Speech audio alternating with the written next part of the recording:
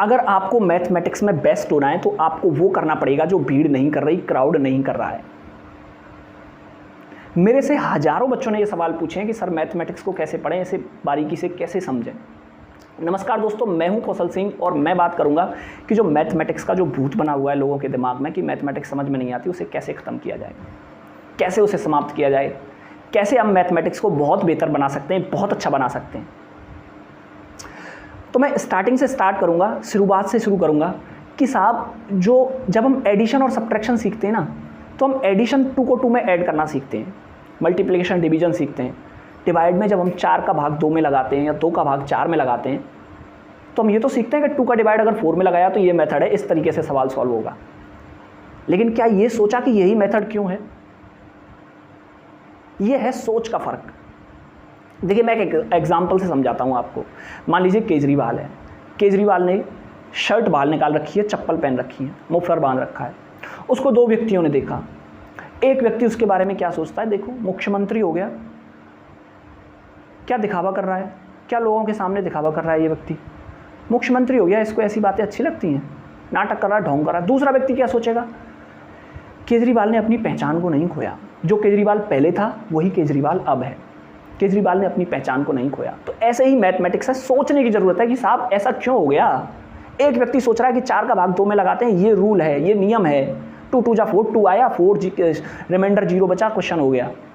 एक व्यक्ति वहीं ये सोच रहा है कि 2 का डिवाइड जब हमने 4 में लगाया तो इसका मतलब ये है कि उसके 2 आधे आधे टुकड़े हो गए, 2 हिस्से कर दिए हमने, 2 के इधर 2 के इधर।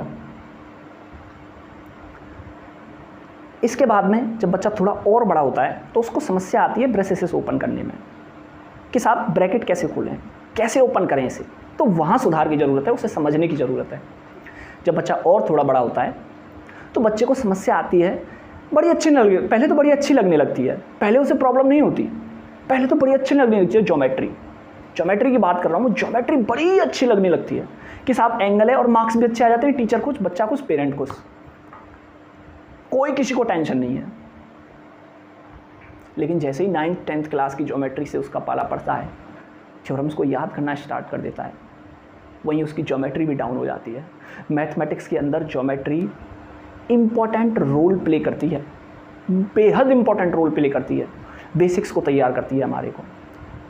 तो वहाँ सुधार की ज़रूरत है कि साहब मान लीजिए एक सर्कल है, उस पर एक टेंजेंट है, पॉइंट है, तो उस पॉइंट से कितने टेंजेंट जाएंगे, एक टेंजेंट जाएगा। तो उसको समझने की ज़रूरत है, उसके प्रूफ को सोचने की ज़रूरत है, मनन करने की ज़रूरत है, उस बात को सोचने की ज़रूरत है, धैर्य रखने की ज़रूरत है वहाँ पे। ये नहीं कि हमारी समझ में नहीं आ रहा। आधी जीत उस वक्त हमारा धैर्य तय कर देता है। अगर हमारे अंदर धैर्य है, संतोष है, तो आधी जीत हमारा धैर्य तय कर देता है। मान लीजिए आपने कोई क्वेश्चन किया, मान लीजिए आपने 80 क्वेश्चन किए, 80 के 80 सवाल लग गए, एक भी नहीं अटका। आपने क्या सीखा एक दिन में? कुछ सीखा? कुछ नहीं सीखा। मान लीजिए आपने 80 सवाल किए, उनमें से आपको 10 अटके, 10 सवाल ऐसे थे जिन पे आप अटक गए। आपने क्या सीखा? 10 नए कंसेप्ट सीख लिए आपने। इसलिए सवाल में अटकना भी बहुत ज़रूरी है, वहीं से हम सीखना स्टार्ट करते हैं। बच्चा और थोड़ा बड़ा होता है, 11th 12th क्लास में आता है, तो उसे रिलेशन एंड फंक्शन से पाला पड़ता है। बड़ा कठिन चैप्टर लगता है कि पता नहीं ये डोमेन क्या है, रेंज क्या है। अगर उसके पीछे के बेसिक्स मजबूत हैं, अगर उसे समझ में आ रहा है कि हाँ ये सर्कल है, ये किस तरीके से काम कर रहा है, तो वो सारी चीज़ें वहाँ मैच करती हैं, उसे वहाँ समझने की ज़रूरत है। एक छोटा कदम छोटे लक्ष्य पर बाद में बड़ा लक्ष्य तय कर देता है। एक छोटा कदम छोटे लक्ष्य पर लगाया जाए, वो बाद में बड़ा लक्ष्य तय कर देता है। छोटे छोटे लक्ष्य बनाइए कि आज हमें एक एक्सरसाइज करनी है, आज हमें ये चैप्टर करना है। कुछ लोग क्या करेंगे कि एक चैप्टर कर लिया पूरे दिन में, 7 दिन अगले नहीं पढ़े। भाई रेगुलरिटी बहुत ज़रूरी है, मैथमेटिक्स रेगुलरिटी मांगता है, रेगुलरिटी बहुत ज़रूरी है। किसी भी सब्जेक्ट को समझने के लिए उसकी भाषा बहुत ज़रूरी होती है। जब हमारे सामने क्वेश्चन आता है ना, मान लीजिए मैट्रिक्स का, या मान लीजिए मैट्रिक्स तो बहुत बड़ी बात है, मान लीजिए 5th क्लास का कोई सवाल है और कोई बालक 5th क्लास में पढ़ता है, उसके सामने क्वेश्चन आया और लैंग्वेज में दे दिया मल्टीप्लिकेशन सॉल्व करने के लिए। ठीक है, लैंग्वेज में दे दिया मल्टीप्लिकेशन सॉल्व करने के लिए। बच्चा क्या कहेगा, भाग के जाएगा किसी बड़े के पास कि भैया ये बताना, सर ये बताना क्वेश्चन, तो सर क्या कहेंगे, एडिशन कर दो, मल्टीप्लिकेशन कर दो, डिवीज़न कर दो। भाई भाषा को समझना बहुत ज़रूरी है। किसी भी सब्जेक्ट की लैंग्वेज उस सब्जेक्ट का बेसिक होती है, किसी भी विषय की लैंग्वेज उस विषय का बेसिक होती है। मैं आशा करता हूँ कि आपकी समझ में जो मैंने समझाया है वो आया होगा।